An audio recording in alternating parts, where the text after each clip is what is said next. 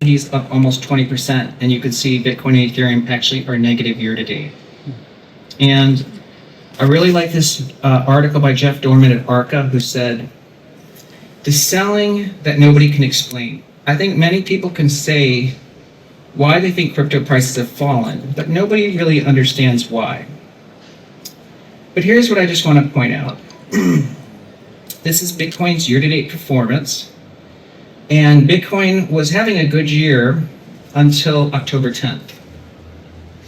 Now, after October 10th, a lot of people try to explain why crypto is declining. It's the quantum risk to Bitcoin, crypto winter starting. I have so many traditional investors telling me that's the only reason. They say, "Tom, it's the 4-year cycle." Of course, we had the October 10th liquidation event, the biggest liquidation in history. A lot of people say it's the AI stocks that captured mind share. MicroStrategy recently said they might sell their Bitcoin. That scared some people. MSCI may exclude digital asset treasuries from indexes. And of course, Tether got a ratings downgrade. So maybe some of these could explain why crypto is down. But just keep in mind, crypto was up 36% until October 10th, and then it's gone straight down. I personally think it has a lot to do with deleveraging.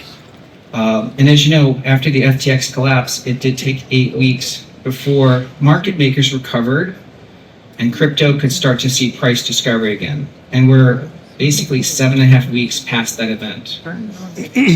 Now, Bitmine made a decision about 5 weeks ago to engage Tom DeMark, because we wanted to understand what was happening with crypto prices.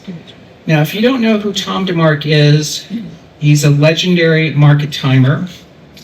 At Fundstrat, I've used him to call 2 of the major market lows, the March 2020 low and the April tariff lows. Those were all in coordination and consultation with Tom DeMark. And Tom only has 2 clients today. We're his second client. And he's very expensive, actually. Tom has advised us to dramatically slow our Ethereum purchases. And as you can see here, once we've engaged Tom, we took a different strategy with regard to our Ethereum purchasing. And you can see our Ethereum purchases fell by half to 50,000 a week. But we've begun to buy Ethereum again. You can see last week, we bought almost 100,000 ETH, twice what we did 2 weeks before. And I will give you a hint, we definitely bought more than that this week because we believe Ethereum prices have actually bottomed. So we're bullish on Ethereum. But let's go back to the 4-year price cycle for Bitcoin, because it's still hard to escape this chart. 3 of 3 times since the history of Bitcoin, the 4-year cycle, or 3.91 years, exactly called the top and the lows. So the question is, why is Bitcoin subject to a 4-year cycle? We asked the Fundstrat Digital Assets team to give us the 5 most logical reasons for this. There's the halving cycle, there's monetary policy, margin debt. But the 2 things that I think have actually become more important in our view is gold versus copper, and then the ISM, which is just your traditional economic business cycle. So let me explain. So the halving could explain Bitcoin because the halving is pre-computed, but the problem with the halving cycle explaining Bitcoin's price is that there's a lot of other things that have a 4-year cycle. Presidential elections, Olympics, World Cup, etc. But there are some things that follow a 4-year price cycle that no longer follow a 4-year price cycle. Mm-hmm. And one of them is copper versus gold. And this is a tweet from AO BTC analyst. And we decided to recreate it, which is, let's look at the ratio of copper prices, which is measuring industrial activity, to monetary base, which is gold. And in the past, you can see it had a predictable 4-year cycle, except this time. And if you line it up with Bitcoin and copper, they actually line up almost perfectly. But copper and gold are not in a 4-year cycle now because that ratio should have peaked this year. Similarly is ISM. ISM is a measure of U.S. economic activity, and historically that had a 4-year cycle. But as you can see, the ISM is not following a 4-year cycle today. It's actually stayed below 50 for almost 3.5 years. If you line up the ISM to Bitcoin, you can see it almost perfectly explained every Bitcoin cycle, including the original Bitcoin price peak. So it's even more explanatory than the 4-year cycle. But again, this time the ISM is not peaking. So here's the question I'd ask you. If the industrial cycle is no longer following a 4-year cycle, and copper gold isn't following a 4-year cycle, I'm going to say I don't know if Bitcoin should follow a 4-year cycle. So I'm not in the camp that Bitcoin price has peaked. And the only way we'll know is if we make new highs in January, which is our bet. Okay, so let me explain to you why Ethereum, now that we've talked about crypto, Ethereum is the future of finance. And what I mean by that is Ethereum in this year, it's having its 1971 moment. I've done past dedicated videos explaining this, so I'm not going to spend much time on it today. But what I'm saying is that in 1971, the dollar went off the gold standard. And in 1971, it galvanized Wall Street to create financial products to make sure the dollar would be the reserve currency. Well, in 2025, we're tokenizing everything. So it's not just the dollar that's getting tokenized, but it's stocks, bonds, real estate. And Wall Street is again going to take advantage of that and create products onto a smart contract platform. And where they're building this is on Ethereum. This is a list of basically every major financial institution, and they're building products on the blockchain. And today, if you look at the share of real world assets, and the prior panel talked about that, the majority of this, the vast majority, is being built on Ethereum. And not only that, but Ethereum is continuing to upgrade its capabilities, and today, the Fusaka upgrade was completed. So again, Ethereum is increasing its capabilities. And I thought this was great. This week, if you guys know Eric Voorhees, he was one of the original Bitcoin developers. Even he has said Ethereum has won the smart contract war. Okay. So that gets us to the price of Ethereum. As you know, Ethereum has been range bound for 5 years, as I've shaded here. But it's begun to break out, and that's one of the reasons why myself and Mosaics, Shen from Mosaics is here, we got very involved with Ethereum by turning Bitmine into an Ethereum treasury company because we saw this breakout coming. And maybe more importantly, the Ethereum Bitcoin ratio we think is also going to have a breakout. Now this might actually be more important because Bitcoin and Ethereum are really the two most important crypto L1s or blockchains out there. But if 2025 is about tokenization, that means Ethereum's utility value should be rising. Therefore, you should watch this ratio. Okay. Well, what does that mean for Ethereum's price? Well, I think Bitcoin is going to get to 250,000 within a few months. And if Ethereum price ratio to Bitcoin gets back to its 8-year average, that's $12,000 for Ethereum. I mean, that's a huge move. If it gets to the 2021 highs, that's $22,000 for Ethereum. But I think Ethereum is going to become the future of finance, the payment rails of the future. And if it gets to 0.25 relative to Bitcoin, that's $62,000. So I think Ethereum at 3,000, of course, is grossly undervalued. Okay. And in the final minutes, I want to talk about why tokenization is a bigger unlock than you realize. Larry Fink says we're at the beginning of tokenization of all assets. And there's 5 reasons tokenization unlocks things. Okay. It's fractional ownership. It does reduce cost. It allows 24/7 global trading. There's more transparency. And in theory, there's more liquidity, okay?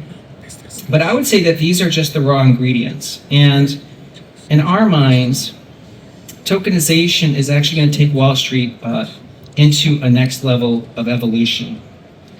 And what I mean by that is we have to understand what you can do differently if you begin to tokenize assets, especially combining it with prediction markets. For instance, most people who are talking about tokenization are doing what I call a very simplified view. They're going to take a painting like this and they'll fractionalize it so you can own one grid of this asset.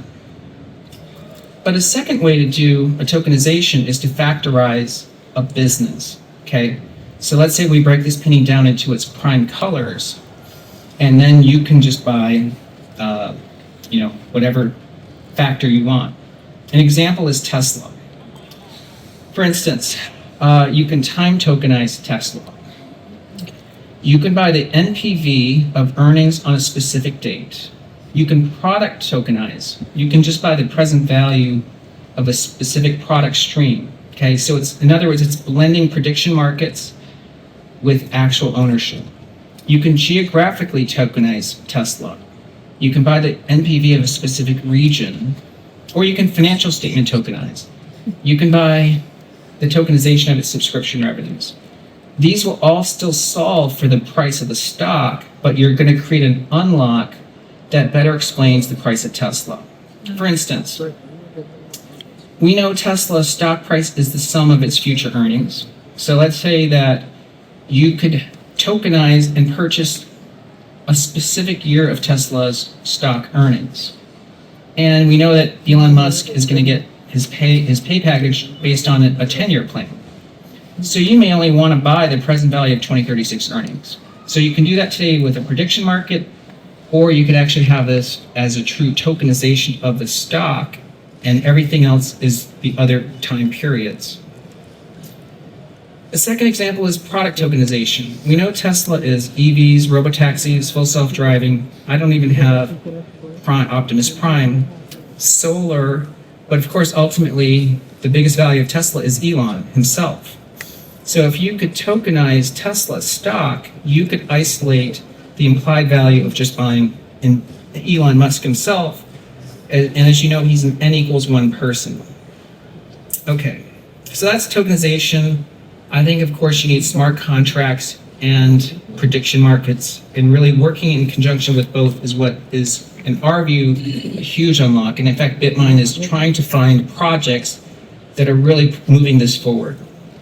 So that gets us to the last point, which is, well, you can buy Ethereum because we're bullish on Ethereum, but I think you should also realize that digital asset treasuries are playing a role in transforming Wall Street. Okay, I'm going to start with Ethereum specifically, but in our view, a proper Ethereum treasury company is actually a crypto infrastructure business, and I'll explain it. First of all, Ethereum is a proof-of-stake blockchain, so Ethereum treasuries are staking Ethereum, so we're providing security. Now, in return, we get a yield, and that's revenue for the treasury companies. And we are essentially improving the security of the network, but also acting as a bridge between traditional finance and the DeFi world. And finally, stablecoin issuers are going to, in our view, ultimately want to stake Ethereum because it is the underlying base monetary layer. But for all of this to work, I think the most important element of a crypto treasury is it needs to have stock liquidity. Stock liquidity is a measure of how Wall Street views that company as relevant to the future of finance. So let's look at the two biggest treasuries. MicroStrategy today is the 17th most traded stock in the stock market today. So think about that. Like, let's say that you guys think no one cares about MicroStrategy. Wall Street certainly does. It is trading almost $4 billion a day, and it trades, it trades more trading volume than JP Morgan, for instance. Now, Bitmine, which essentially was created 3 months ago, 4 months ago. It's the 39th most traded stock in America today. And as I zoom in here, you can see it trades more trading volume than General Electric, which has 30 times the market cap. And it trades almost the same trading volume as Salesforce.com, which is 20 times the market cap. So these two companies, according to the equity world, are extremely relevant. In fact, Bitmine and MicroStrategy account for 92% of all crypto treasury trading volume. There's 80 crypto treasuries, and these two companies are 92% of the trading volume. And we can see that here. MicroStrategy is 3.6 billion a day. Bitmine's 1.5 billion a day. After that, there's almost no trading volume. It drops off by 90%. Okay, and that's where MicroStrategy and Bitmine are pursuing different strategies, because MicroStrategy is purpose building their crypto treasury to be what Michael Saylor calls a digital credit vehicle. And he's financialized his balance sheet with a series of products, and it's been phenomenally successful.